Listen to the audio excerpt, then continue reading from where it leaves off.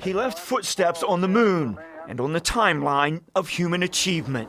One giant leap for mankind. Neil Armstrong is a name that everybody knows. The pinnacle of Neil Armstrong's life played out globally, but the details of his death were secret until now because of agreements some consider to be controversial. There is a lot of controversy as to ethical considerations of confidentiality agreements.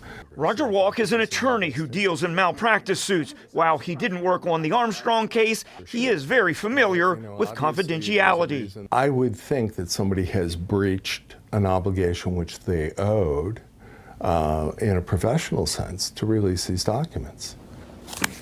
Public court documents we found say the family received $6 million, and hence to why there was no full disclosure. No institution wants to be remotely associated with the death of one of America's greatest heroes. But Fairfield Mercy Hospital is at the center of the case, revealed in sealed documents sent to the New York Times.